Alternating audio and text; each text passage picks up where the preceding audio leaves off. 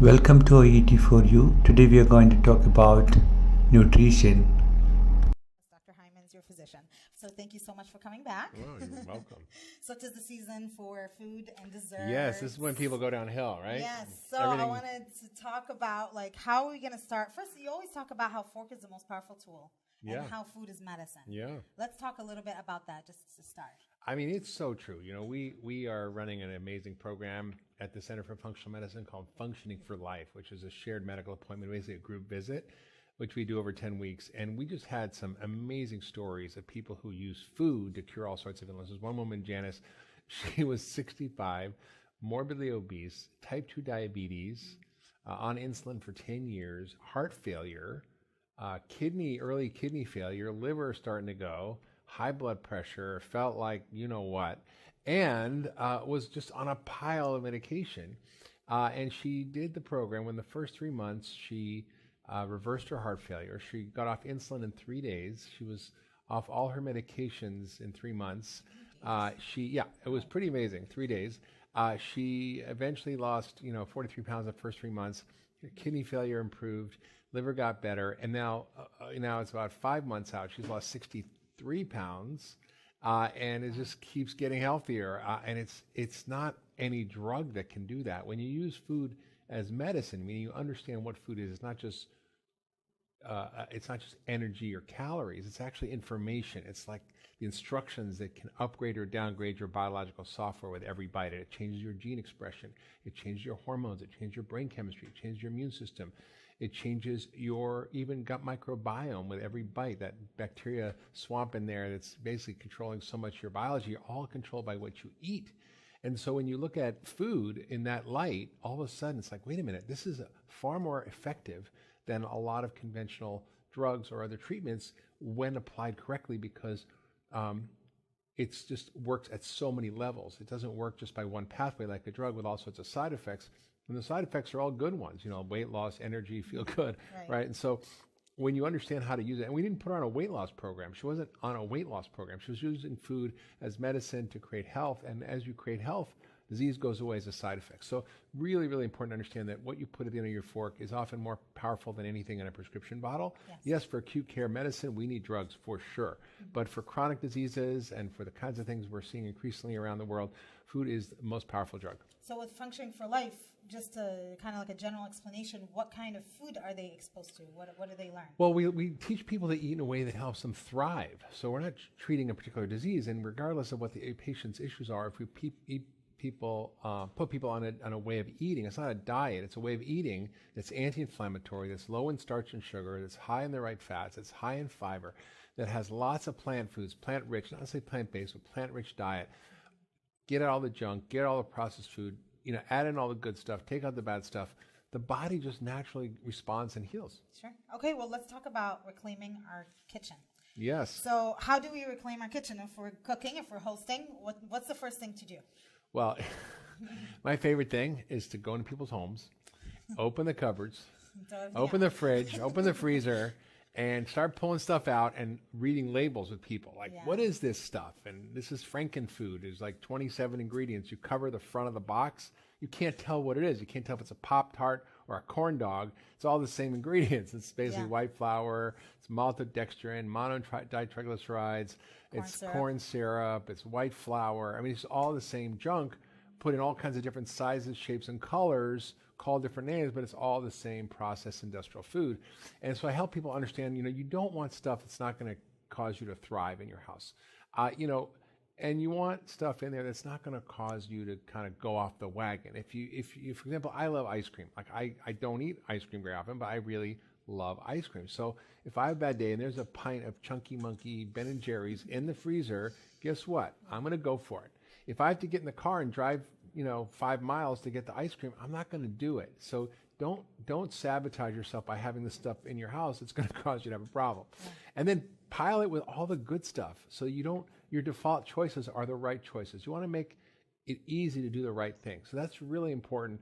And yes, people have more sugar and chocolate and all that stuff. But I would say go with the stuff that's more like the chocolate stuff, and stay away from the cakes and the cookies and all that stuff. Dark chocolate stuff? Yeah, dark chocolate. Yeah, dark chocolate. And, there's all kinds of great desserts. There's great recipes. We actually have great recipes we're going to be giving away as part of this session. It's called Back to the Dinner Table. And there's 25 great holiday recipes that are going to taste amazing, that are going to satisfy you and your friends and family, and that are going to create health and not make you feel lousy after you eat it. Yes. So I think it's really important to think about, how do you do a kitchen makeover? And I've written a lot about this in my books.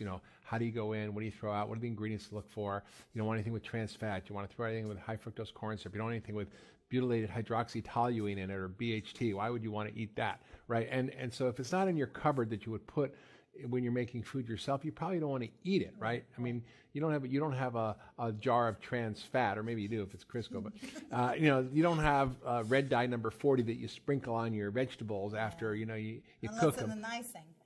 That's an icing. Yeah, it could be in processed food, but if you really don't understand what it is and you don't know where it comes from, like, where does red dye number 40 come from? Like, I don't know. Where does natural vanilla flavor come from? We talked about that. That's from beaver's anal glands. I mean, you want to be careful. So it's really, really important to do a detective hunt, like a treasure hunt. You can do it with your family, with your kids. Do a treasure hunt and see what you're actually eating. Yeah. Okay. And then go out and try to fill up your cupboard with staples that you need, that are mix and match ingredients, spices, salt and pepper, good olive oil, vinegars, things that you can use that are condiments that make your food taste good, hot sauces, whatever. There's a lot of great stuff out there. Let's talk about drinks, because I know it's Let's talk about season for pumpkin spice and peppermint mocha or whatever, all the stuff in the coffee shops. Or some people will get juice. Drinks. What do you do when you want to have a nice drink on the dinner table? Not an alcohol drink, but other drink. Well, we could talk about both. I mean, eggnog, I guess. Eggnog is okay? I guess it's a little sugary. But, the truth is that, we've invented a lot of these things. Pumpkin spice latte wasn't something I grew up with over the holidays, right? Mocha frappa dupa wappuccino, like that is with just soy. soy. Yeah, there's a lot of stuff. I saw the CEO of Starbucks recently, and I said to him, why do you guys sell so much sugar? I said, Starbucks is like a coffee shop. It's actually a sugar dispensary masquerading as a coffee shop. Yes. He said, yeah, we're actually working on that. So there's a whole movement in Starbucks to cut down on that, because you can get more sugar in there than you get in a can of soda. Yes. So I think like mulled cider, that's awesome. Nice, 6-8 ounce cup of mulled cider. Yeah, it's a little juicy, but it's fine as a treat. That's fine. But you want to stay away from all the processed stuff. Okay. So, and don't be afraid of fat and oil in your meals. Be afraid of the wrong fats, but not the right fats. You don't want to eat processed refined oils. You don't want to have trans fats. You don't want all the nasty stuff, but you want whole food, plant-rich oils like nuts and seeds and avocados and really good things. Even grass-fed meats and wild fish. Those are all great sources of fat. Sure. Okay. Now, any grocery shopping tips for everybody that's going to be going out here soon, if they didn't yet, for the holidays? Well, one of the best things about the holidays is spending time together with family and connecting with friends. And, the fact is that we've lost the art of cooking. And that's really why we got these recipes, because, you can make all sorts of delicious things together as a family. You can actually, when you go shopping, shop around the outside of the aisle. Don't go in the aisles with all the processed food where it's all pre-prepared. Make stuff from scratch yourself. Take the time. Put on some music. You have all the Christmas decorations or holiday decorations. It's fun, and make it a fun thing. I always make cooking fun. Brought people in the kitchen, hung out with my friends, got them to help. You cut this carrot, you peel this onion, you do whatever. It's and it's really an awesome thing, and everybody loves to help, and you feel all part of it. And I think that's something we've lost and need to reclaim. I really like the music part, because it's a big thing for me. Yeah. So what about like good mood foods for this gray weather? Is there anything to eat that actually kind of uplifts us, that helps us?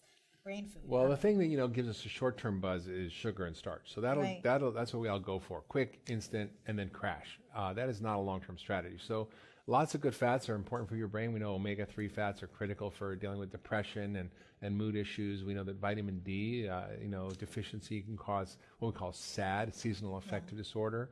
Using the full spectrum lights or taking vitamin D can be really helpful, and actually with mood issues, getting exercise, getting outside, even if it's cold, going out for a walk, that can make a huge difference in your mood and energy. We know that exercise, vigorous exercise regularly is more effective than Prozac or antidepressants for depression. Yeah, absolutely. Now, you travel a whole lot. What is your go-to snack on your way to the plane, from the plane? Cheetos, no. Spicy? No. Flaming hot chips. No, I never even. It's interesting. It doesn't even look like food to me when I see it. It's like, oh, what is that? Like, is it art? Is it like a science project? Like what? Like it doesn't call my name. Like I wouldn't even want to put it in my mouth. In fact, since I sort of stopped eating all that stuff, my mouth when I put it in, it just feels like I like an assault, and my tongue gets burning. And I saw you on your own podcast, Pharmacy. It's called Pharmacy and App. Doctor's and Pharmacy. You had a guest that had chips, and he was telling you, and you were like, "No, I won't put that in my mouth." Yeah, he actually ate it. I'm like, I'm like not going to do that. Yeah, he was actually talking about how the food industry. Michael Moss on my podcast, The Doctor's Pharmacy, that's FARMACY. He was talking about how the food industry designed food to be addictive, to have the right mouthfeel, to melt in your mouth, to dissolve, to have the right sensations and the tastes and the addictive properties of sugar, to make people eat more and more. Right. So what I do is I bring enough food usually for a day at least. So if I get stuck, I never in a food emergency. So I for example have bison bars. I'll have a lot of nuts. I'll have nut butter packets. I'll have different whole food bars that I eat. All those are really great, and I keep them in my bag, so I never really get into trouble. Okay, good. How about but by the way, I have a whole blog on this. You go to drhyman.com and type in food emergency. I have a little video. I show what to put in it. What you could put in your car. For example, you can have a little cooler bag in your car. You can have something at work. I mean, you go to my desk in my office here at Cleveland Clinic. I got stuff in the drawers. I'm never in trouble. So this morning, I didn't have time for breakfast, so I had a bag of cashews in my drawer. I had some other things, so I was able to actually eat and not be in a food emergency, which is the worst thing you can be in. Because then you're going to eat whatever. It's going to be drive-by eating. It smells good, yes. Okay, now I want to talk about drive-bys. Drive-ins. What are they called? Drive-throughs kill more people than you don't even know. You don't even use drive-throughs anymore. You forgot what it's called. No, but actually, drive-throughs kill more people than drive-by shootings by far. Yeah, I can completely imagine that would be true. Now I want to talk about my own dinner table. My mom's a food pusher. And I want to know. Because that's how she shows love, right? Absolutely, and it's disrespectful if you don't eat what she serves. Now, what I tend to do is I intermittent fast until I see her, because then I can eat. Is that a good idea? What do you do with food pushers? Because there's a lot of them. Well, allowing yourself to be bullied is not a good strategy, even by your mother. It's like, are you trying to kill me? I remember working with Rick Warren at Saddleback Church, and we had 15,000 people in the church who wanted to get healthy as part of the Daniel Plan. And when I got there, they were having ice cream socials, pancake breakfasts. I said, Rick, you're trying to get your congregation to heaven early here. Like, you're not loving them by doing this. Yes. And he really got it. And so we cleared out all the stuff. And I think, it's really about surrounding yourself with people who love you and support you and care about you. Now, if they're being negative or hostile, you just ignore them. And if they'll just have this one cookie or have this one cake or just do this. If you don't feel like it, you don't want to, you're allowed to say no. And you can say, listen, I'm focused on my health. I want to feel good. This doesn't make me feel good. I mean, I'm sorry, but I love you, but I'm not going to eat that. Okay, so reclaim my kitchen, reclaim my own meals, and reclaim my own willpower. And your own body. Okay, I'll let her know you told me that when she tries. Now going through a diet. It's like the invasion of the body snatchers. Absolutely. And the food pushers. It is, especially during the holidays. Now, a lot of people are trying to diet during the holidays, or maybe like a healthy lifestyle change is what I would say would be more appropriate. What do you say? They died during or after? Well, I mean, that's the hard part. You got. Sometimes I feel like you should do it during or start during, because after would be easier. Don't you think? Yeah. I mean, like remembering your goals. I mean, you don't have to make yourself sick and miserable and gain weight just because it's a holiday. Right. You just don't. There's more things and indulgences, and you can go off a little bit. That's fine. That we do have feasts and festivals, and that's okay. Yeah. It's just you've got to make sure you know how to reset. And we have a number of programs at the Cleveland Clinic Center for Functional Medicine called Functioning for Life, or even functional ketogenics, where we have programs. So if you get through the holidays and you really feel like you kind of went off the wagon and messed up and you want to reset, it'd be awesome to join one of these programs. We have weight management. We have ones that are just a 10-day detox ones, which is great. It's like a 10-day reset. So there's all sorts of programs. Good. Does it start in January then? Well, it's continually going, so you can Ongoing. go anytime, or maybe you should do it during the holidays so you actually don't get into trouble. That's a good idea, too. So I was thinking, like, starting with salad, right? So if you're really hungry, start with, like, veggies or salad. It's also, like, a good way of not indulging in... Yeah, the key is to stay away from the bread and alcohol at the beginning of a meal, because that'll make you eat more of the whole meal. Okay. So that's the bad news, and you can definitely have, salad, have some protein and fat. That's going to satisfy you. How about being mindful when you're eating? Well, that's a good thing. Yeah? Yeah. Okay, good. We should try to put your fork down between bites. For most of us, shoveling in the next bite before we even finish chewing the other one we have in our mouth. And, our body can't catch up. It takes 20 minutes for your stomach to tell your brain that you're full. So you ever, eat fast and you go, oh, my God, I'm so full. Well, that's because it takes a while for your brain to catch up with your stomach, and you want to give yourself a chance. Okay. Now I want to talk about alcohol, because I'm sure a lot of us will have alcohol on our dinner table. Is there a go-to alcohol drink if we do go for alcohol? Well, it's all about volume. Alcohol's not terrible, but it's all about volume. You don't want to have a bottle of wine. You have a glass of wine. You want to have not a bottle of tequila. You can have a shot or two of tequila. And the liquors are actually less sugary and have less ability to raise your blood sugar. Also, when you drink is really important. So if you drink wine at the beginning of a meal, you're going to make yourself more prone to be diabetic than if you have it in the middle of a meal or at the end of a meal. So that's important to remember. It's not only what you're drinking, it's when you're drinking it. And people often have a drink before dinner, right? Yeah, the cocktail hour. That's not a good idea. No, okay. And those people that are thinking about New Year's resolution and starting in January and they want to go on their diet, any tips how to stay on track?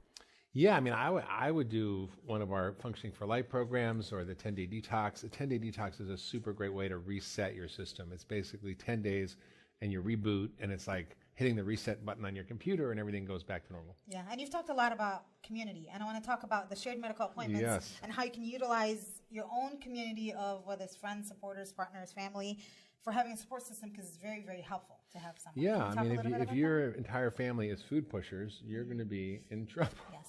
I know. So the key is to find friends and family who support your health journey, whether it's one coworker, whether it's a spouse, whether it's your kid, and whether it's somebody who's a friend, or a group. We think that groups are really helpful. One-on-one is awesome, but also groups can be super powerful. And that's what we're finding. We get much better outcomes in our patients who do groups than even one-on-one visits with our functional medicine docs.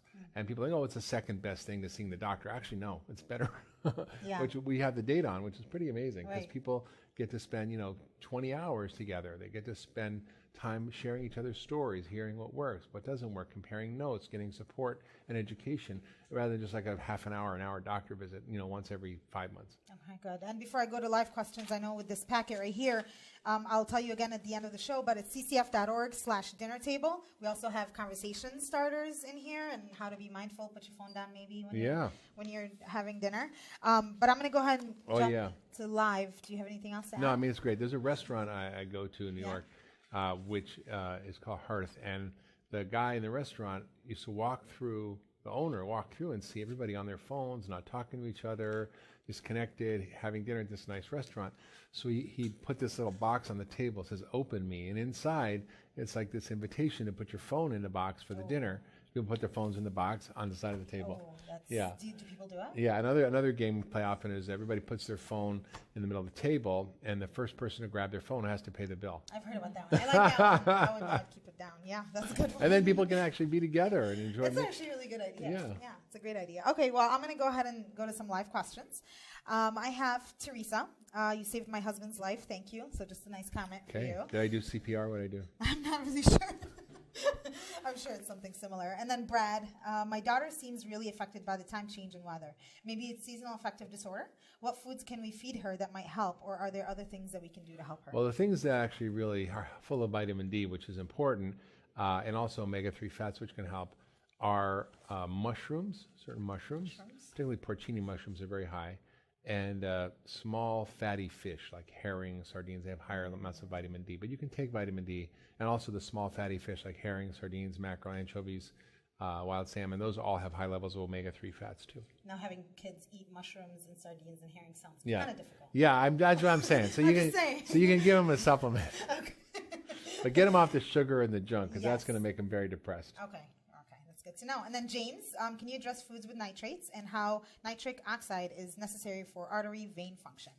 Nitrates and nitric oxide are two different things. Okay. Sort of like Good to know. sulfur and sulfa drugs. It sounds similar, but they're not exactly the same. They're related, but nitrates are preservatives that are used in processed meat. And there's some data that processed meat may increase cancer risk, and that increased nitrates from things like bacon or hot dogs can cause stomach cancers and throat cancers and esophagus cancers. So we really don't want to be eating a lot of those things. There are some natural nitrates that are in celery and other things. They're not terrible, but you don't want to be piling those on. So nitric oxide is a particular molecule called NO, which is very important in opening up your arteries, relaxing your blood vessels, and is very important for biological functioning. So that just our body naturally makes.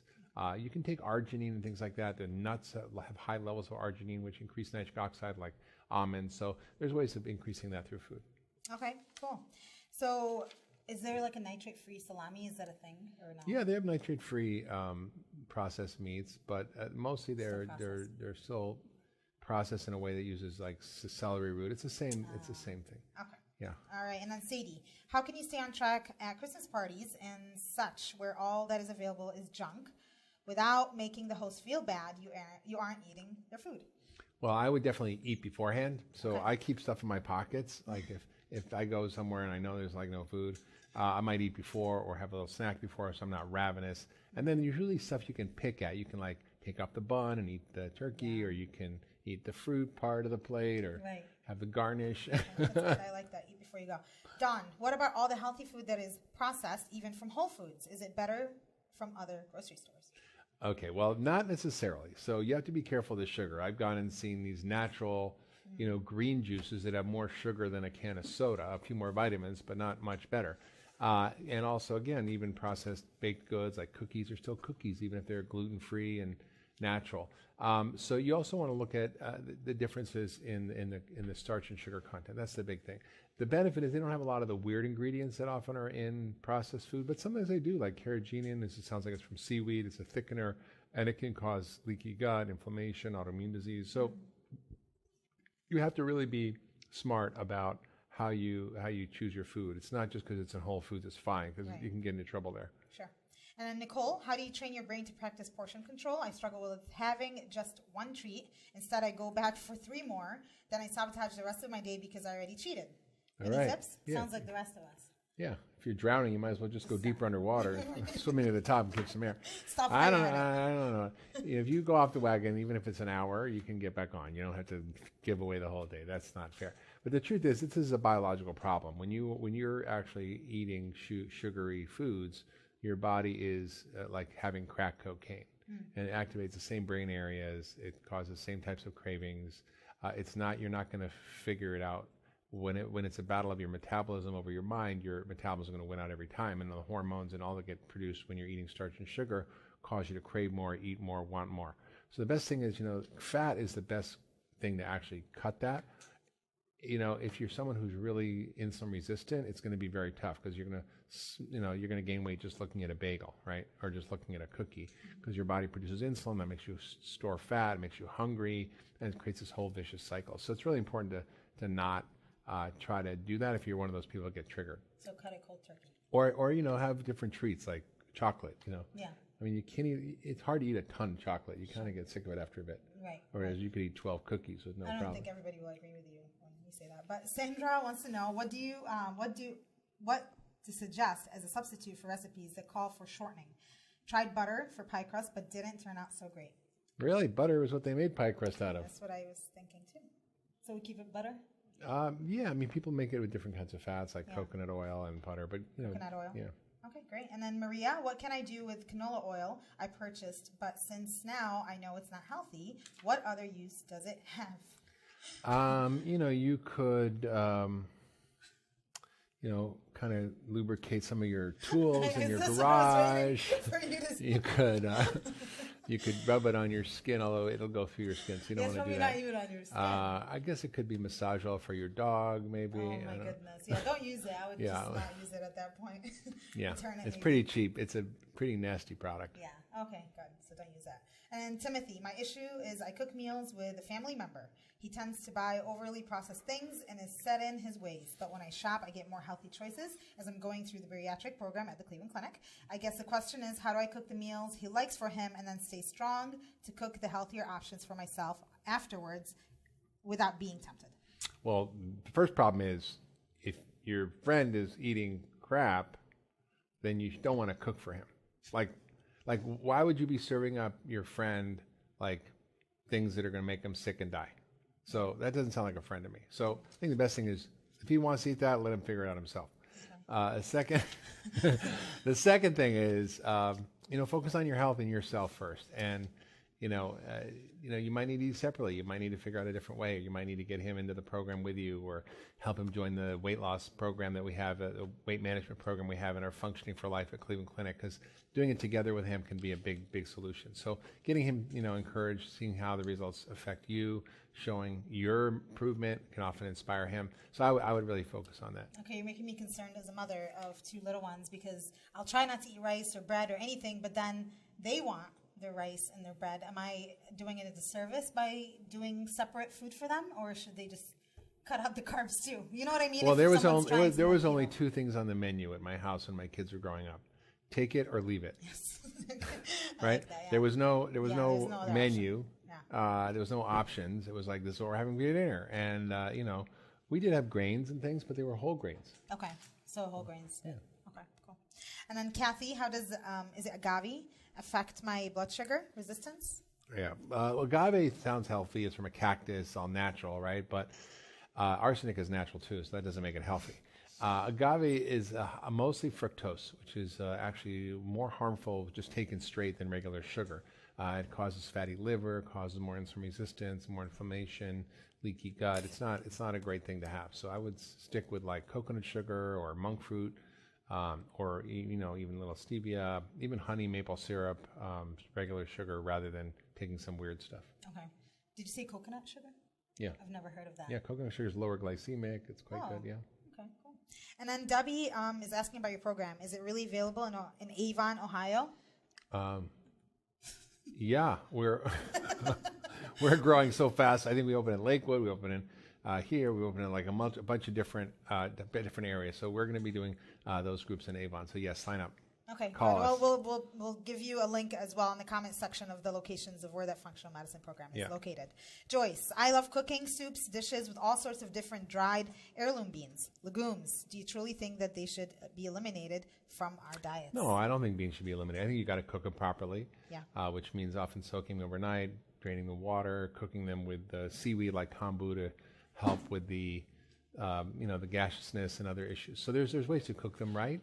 You can pressure cook them. So I think they can be a great addition to our diet for many people. Some people don't tolerate them. If you have autoimmune disease, if you're really you're having a lot of gut issues.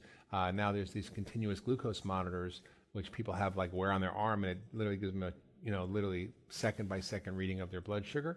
And what's clear is, some diabetics, they eat beans or grains, which can be healthy, and their blood sugars go crazy. So it really depends on, the patient, the individual. For most people, they're a really great food and a great source of nutrients. And soak it overnight. Yeah, soak it overnight, pressure cook it. That's okay. Great. Yeah. And then Maria, how does drinking coffee on an empty stomach affect diabetes patients? That's a great question. It depends. It can be a little bit irritating because it does increase adrenaline and increases cortisol, which increases blood sugar. So it might have adverse effects. If you have it probably with food, it's a little better. What about black coffee? I drink black coffee usually until lunchtime. Is that bad? That's all you drink? That's all you eat? I intermittent fast. So yeah. I'll just drink coffee and water until lunchtime. They call it intermittent fast because you're going so fast from the coffee? Is that? Basically, it's just like one cup. Right. Okay, so Cam, is it true that drinking celery juice has health positive benefits for chronic illness? It can. It can be a diuretic. It can be helpful with various issues, that and inflammation and swelling, edema. So yeah, it can be great. I mean, but you don't want to OD on anything. I had a person today was having 2 cups of raw kale every day, which sounds healthy, but it turned out we know that kale can suppress your thyroid, especially if it's raw.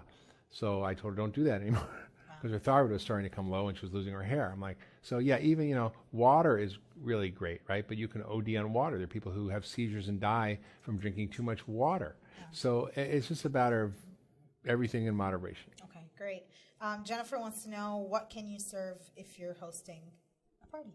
Oh my God! Well, you can serve this back to dinner table, right? And again, it's ccf.org/dinner table. It has 25 recipes. And they're for the holidays. They're holiday And recipes. they're like everything: breakfast. Yeah, dessert, breakfast, lunch, dinner. So everything. We'll put that in the comment section below as well. Even cookies. Yeah, and then Betty, if others see you the good cheat, the good kind of cookies. Yeah, you gotta make sure. The good cookies are. You're looking for the cookie recipe? Here, pumpkin spice cookies. And there's okay. made with applesauce and coconut oil and maple almond syrup. flour, maple syrup a little bit, but only a tablespoon for like 3 dozen cookies. So it's not like a lot. Pumpkin spices, chips, even chocolate chip. Pecans, even little dark chocolate chips. So you can really have good stuff, and it's they're really very low sugar, lots of fiber. Good quality food. And these are all 25 recipes approved by Dr. Hyman, so we're good to go. All right, so Betty, if others see you cheat, they make you feel guilty and say, I didn't think you could have pumpkin pie, etc. Especially if you have SIBO, SIFO. So people are food shaming you? Yeah, severe IBS. How far do you set yourself back by having something off your diet? That's like pleasing others for your own... You have to listen to the smartest doctor for that question. And the smartest doctor is your own body. Oh. It will tell you immediately and give you feedback. If you run to the bathroom after eating something, or you feel lousy, or you have a headache, or your nose starts running, or you're so tired you can't even think, or you have brain fog, well, guess what? Or your joints hurt, or you get pimples, probably not a good idea for you. Yeah, okay. Because everything you eat is affecting your body somehow. Brain, physical, mental, everything. All right, great. And then Michelle, it's just another comment. Cleveland Clinic Functional Medicine has saved my life. Love what you do. Oh, thank you. And Christy, what are some travel food suggestions? Well, we like I said, you go to the drhyman.com website and you go to the food emergency blog, and I write all down what brands to get, what to do. But sometimes I'll even pack like a can of wild salmon, or I'll pack packets of nut butters, bison bars, just simple things, mostly protein and fat. Most snacks are carbs, are starch and sugar. So I just stay away from those, and I just eat things that are very nutrient dense, that I can eat and quickly and feel full and satisfied. That are not going to mommy eat 12 more cookies. What about like if you get like hummus? Yeah, it depends. Okay, because I know it's processed. Well, hummus is okay, except if you're traveling, it has to be cold. So there's a like in my car, or if you're traveling, you can put a little freezer pack in there. That's fine, but you really want to make sure you get the right foods for your situation. If you're traveling on a plane or busy, you don't want something that's going to perish. Or if you're in Cleveland, Ohio, you could just leave it out. Yeah. It'll be cold. And then Mohammed wants to know, what can we do about GMOs if we can't afford organic? That's a loaded question. Organic is good, but we have so many cheap options that are not organic. Well, here's the thing. The data is out on GMOs. We don't know if the hype about how dangerous they are is really true. We need more science on it. They were sort of approved before we really had the good science. We do know that some things like glyphosate, which is what they spray on soybeans and wheat and all these products, corn, that actually is harmful, and it's been shown to be carcinogenic by different groups, including the World Health Organization. So that, that's a bit tricky. So the foods you want to sort of stay away from are the really highly sprayed foods like non-GMO soy, which is not expensive, non-GMO wheat, which is not expensive. And I think that, there's a hierarchy of priorities. If you are having issues around being able to afford food, you can get really good quality food, but it's not that expensive. And I think there are ways to do that, whether they're online shopping resources, things like Trader Joe's, Costco. Walmart now is the biggest purveyor of organic food in the country. Really? Yep. And so there's ways to get it. There's also, things like Thrive Market, which are online stores that have 20 to 55% off on healthy food. And then there's a great guide by the Environmental Working Group called Good Food on a Tight Budget, which is how to eat good food that's good for you, good for the planet, and good for your wallet. So yeah, you don't have to have a $70 grass-fed ribeye steak. You can find other cuts of meat or other poultry or fish that are cheaper, other grains and beans, vegetables that are cheaper. You don't have to have every heirloom like tomato, but you can have good quality vegetables and fruit. And if you start with that, just whole food, and get rid of the processed stuff, everything is going to change. Right, and you cut off the list. You can cut the cereal. You can cut some of that milk. You can cut that mac and cheese. You can cut all that. And you have cereal. Cereal levels in Cheerios of glyphosate are extremely high. Yeah. Well, here we go. Well, actually, Ava also has a question, but her question's about vegetarian meat. What's your opinion on vegetarian meats? Or maybe she meant meal. Meat. Meat? Vegetarian meat? Yeah, fake meat. Oh, what is that exactly? Well, there's a lot of them out there. There's Impossible Meat. There's Beyond Meat, which is actually grown in a laboratory. But that's not vegetarian. There's, all the soy hot dogs and soy burgers and all this stuff. Now, some of it can be okay. If it's GMO soy, probably wouldn't do it. And it should be whole soy, not isolated soy protein, which can be very carcinogenic in animal studies. It should also be, food that is not going to sort of, make you really sick. Okay, so let's talk about soy a little bit. Are our bodies made to digest soy?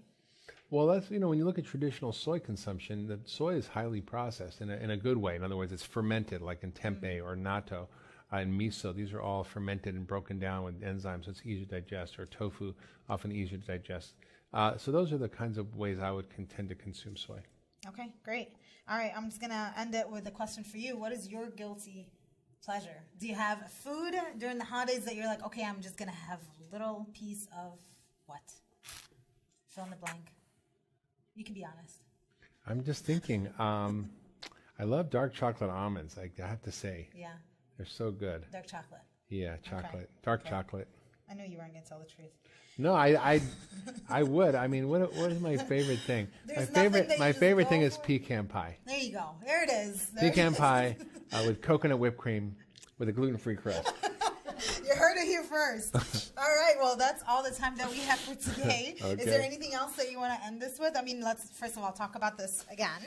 Well, this is free. Okay. 25 recipes, some of my best recipes for the holidays. Food that's going to taste good, make you feel good, and not leave you on the couch in a coma after, which many of us are in the holidays. Absolutely. And you just have to go to ccf.org, that's Cleveland Clinic Foundation, ccf.org/dinner table. And then ccf.org/dinner table. And we have inspired conversation starters, and they're literally questions that you can ask people in the dinner table. Like, what's your first memory of life? That's pretty deep.